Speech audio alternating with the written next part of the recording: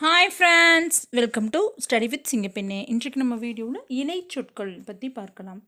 இணைச்சொற்கள் அப்படின்னா ஒரே மாதிரி வர்றது, கண்ணங்கரேல், பச்சை பசேல், அந்த மாதிரி தொடர்களில் சில சொற்கள் இணையாக இடம்பெற்று பொருளுக்கு வலுவூட்டும். அதனை இணைச்சொற்கள் என்கிறோம்.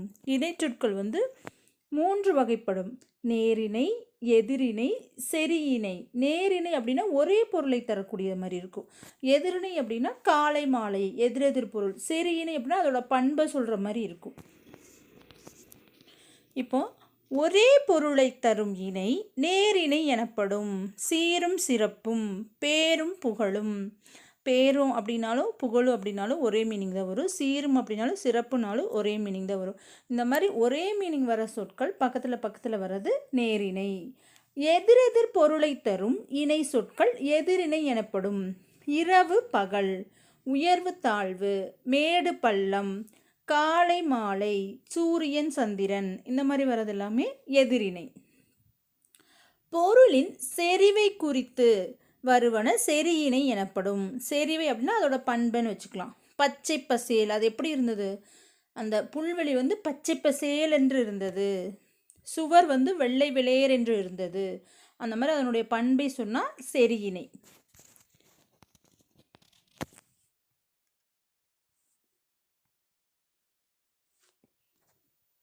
இப்போ உற்றார் உறவினர், இது என்னது? நேரிணை. உற்றார் உறவினர், உற்றார்னாலும் உறவினர்னாலும் ஒன்று தான். விருப்பு வெறுப்பு, விருப்புனா வேற, வெறுப்புனா வேற. அப்போ எது?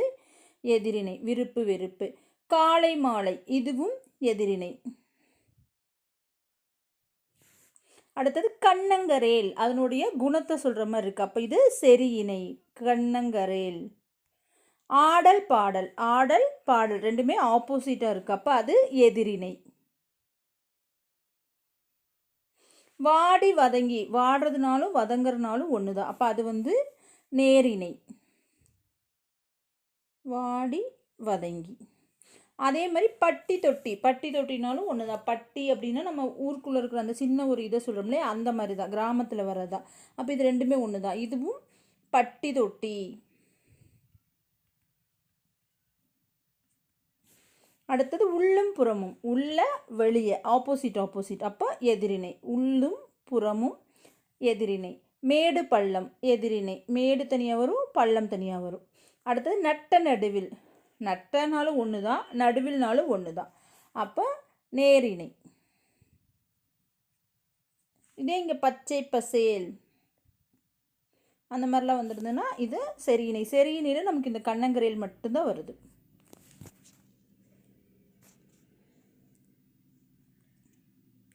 இதை வச்சு நம்ம ஒரு ஃபில்லப்ஸ் கொடுத்துருக்காங்க, நிரப்புக, அது பார்க்கலாம். சான்றோர் எனப்படுபவர் டேஸ்களில் சிறந்தவர் ஆவர். சான்றோர் எதில் சிறந்தவர்கள்? கல்வி கேள்விகளில் சிறந்தவர்கள். ஆற்று வெள்ளம் டேஸ் பாராமல் ஓடியது. கல்வி கேள்வி, இது நமக்கு என்னது? நேரிணை மாதிரி தான் இருக்குது. அடுத்து மேடு பள்ளம் எதிரிணை. ஆற்று வெள்ளம் மேடு பள்ளம் பாராமல் ஓடியது. இசைக்கலைஞர்கள் டேஸ் வேண்டியவர்கள், போற்றி புகழப்பட வேண்டியவர்கள், இதுவும் நேரிணை தான். தமிழ் இலக்கியங்களின் பெருமைக்கு டேஸ் இல்லை. வாழ்வு தாழ்வு இல்லை. தமிழ் இலக்கியங்களின் பெருமைக்கு ஈடு இணை இல்லை. 4வது ஈடு இணை, இது நேரிணை. திருவிழாவில் யானை ஆடி அசைந்து வந்தது. இது இங்கே வரும், ஆடி அசைந்து வந்தது. சான்றோர் எனப்படுபவர் கல்வி கேள்விகளில் சிறந்தவர். ஆற்று வெள்ளம் மேடு பள்ளம் பாராமல் ஓடியது. இசைக்கலைஞர்கள் போற்றி புகழப்பட வேண்டியவர்கள். தமிழ் இலக்கியங்களின் பெருமைக்கு ஈடு இணை இல்லை. திருவிழாவில் யானை ஆடி அசைந்து வந்தது. அதாவது நேரிணை அப்படின்னா ஒரே பொருளை தரும் 2 சொற்கள் பக்கத்தில் வர்றது. எதிரிணை அப்படின்னா எதிரெதிர் பொருளை, சூரியன் சந்திரன், காலை மாலை, இரவு பகல், அந்த மாதிரி. செரியிணை அப்படின்னா அதனுடைய பண்பை பற்றி சொல்கிற மாதிரி, பச்சை பசேல், கண்ணங்கரேல், அந்த மாதிரி வர்றது. சான்றோர் எனப்படுவோர் கல்வி கேள்விகளில் சிறந்தவர்.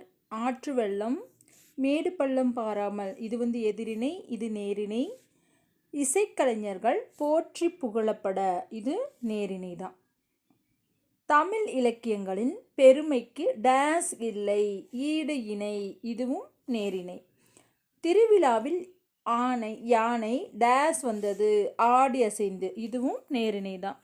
பெரும்பாலும் நேரிணை தான் கேட்குறாங்க. எதிரிணை வந்து நமக்கு பார்த்தாலே தெரியும், ஆப்போசிட்டாக இருக்கும், இரவு பகல் அந்த மாதிரி இருக்கும். செரியிணை அப்படின்னா அதனுடைய பண்பை பற்றி சொல்கிற மாதிரி இருக்கும். இதோடு இந்த வீடியோ முடிஞ்சது. வீடியோ பிடிச்சிருந்தா லைக் பண்ணுங்கள், ஷேர் பண்ணுங்கள், கமெண்ட் பண்ணுங்கள். தேங்க்யூ.